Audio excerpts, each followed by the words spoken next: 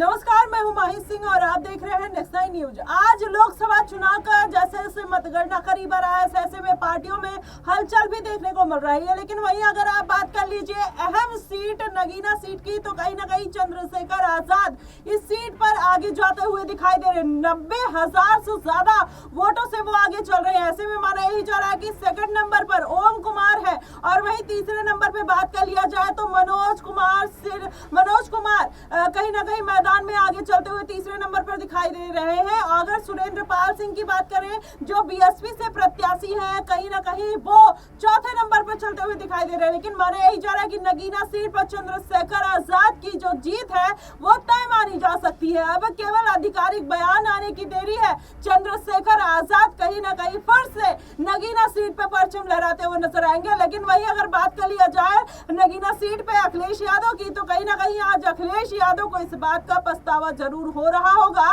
कि जब चंद्रशेखर आजाद उनके साथ आना चाहते थे तो क्यों चंद्रशेखर आजाद को मना कर देते हैं और मनोज कुमार को मैदान में उतार देते हैं। आपको बता दें ये पूरा मामला कहीं ना कहीं अब चंद्रशेखर आजाद के फेवर में जाता हुआ दिखाई दे रहा है। वहीं अगर अन्य तमाम पार्टियों की बात करें, भारतीय जनता पार्टी जरूर 400 पार के नारे लगाते हुए नजर आई थी, लेकिन इस बार के जो परिणाम है कहीं ना कहीं चौंकाने वाले हैं और वो भारतीय जनता पार्टी के पक्ष में जाते हुए नहीं दिखाई दे रहे। आपको बता दें स्मृति ईरानी जो लगातार ये बात बोलते हुए नजर आ रही थी कि राहुल गांधी अमेठी में आए और चुनाव जीत कर दिखाए, आज वही स्मृति ईरानी कहीं ना कहीं अमेठी सीट पर पीछे जाते हुए दिखाई दे रही है। ऐसी तमाम सीटें हैं जहां पर भारतीय जनता पार्टी को झटका लगने की पूरी उम्मीद जताई जा रही है। आप मैनपुरी सीट की बात कर ले और फिर आजमगढ़ की बात कर ले, कन्नौज सीट की बात कर ले, मिर्जापुर सीट की बात कर ले, ऐसी तमाम सीटें हैं। कुशीनगर सीट की बात कर ले, घोसी सीट की बात कर ले, घोसी सीट की बात करें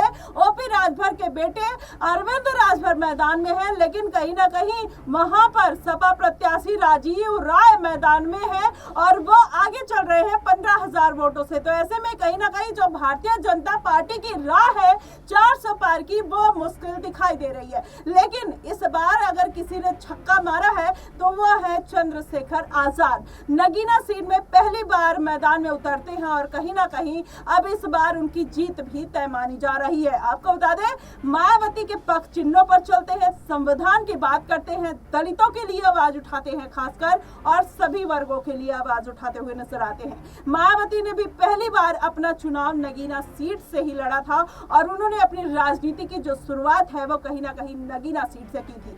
उन्हीं के पग चिन्हों पर चंद्रशेखर आजाद भी चलते हुए नजर आ रहे हैं। माना यही जा रहा है कि इस बार चंद्रशेखर आजाद नगीना सीट पर अगर जीत दर्ज कर लेते हैं तो कहीं ना कहीं संसद के लिए उनके रास्ते तो खुल जाएंगे। उसके बाद भी वो आगे आने वाले दिनों में विधानसभा चुनाव में फिर सीटों पर अपने प्रत्याशी भी उतारेंगे और मैदान में भी खुलकर कहीं ना कहीं उतरते हुए नजर आएंगे। अभी उन्होंने राजनीति में अपने कदम रखे हैं, इसलिए चंद्रशेखर आजाद लगातार किसी न किसी गठबंधन का सहारा लेते और मांगते हुए जरूर नजर आए थे। लेकिन अब इस बार चंद्रशेखर आजाद का कॉन्फिडेंस वो 7वें आसमान पर जाने वाला है। अगर ऐसे में मायावती का साथ उनको मिल जाता है तो इसमें कोई दो राय नहीं होगी कि बीएसपी और एएसपी कहीं ना कहीं परचम लहराती हुई नजर आए। और जो आंकड़े आज इंडिया गठबंधन और भारतीय जनता पार्टी की स्क्रीन पर दिखाए जा रहे हैं वही आंकड़े चंद्रशेखर आजाद की पार्टी और बीएसपी पार्टी के भी होने वाले होते तो इसमें कोई दो राय या चौंकने वाली बात नहीं होती। लेकिन अभी आपको बता दें जो अभी के जो आंकड़े हैं इसमें चंद्रशेखर आजाद आगे चल रहे हैं और कहीं ना कहीं इस बार चंद्रशेखर आजाद ने एक इतिहास रच दिया है कि पहली बार मैदान में उतरते हैं और कोई उनको टक्कर देने वाला नहीं होता है। फिलहाल आपका इस पे क्या कुछ कहना है आप हमें कमेंट बॉक्स में जरूर बताइएगा। फिलहाल के लिए बस इतना ही। देश और दुनिया की तमाम खबरों के लिए हमारे साथ बने रहिएगा नेक्स्ट 9 न्यूज पर और जो भी छोटी बड़ी खबरें होगी हम आप तक पहुंचाते रहेंगे और जैसे ही ये अपडेट आता है हम आपको सबसे पहले देते हुए दिखाई देंगे। फिलहाल के लिए हमें दीजिए इजाजत, अभी के लिए इतना ही। धन्यवाद।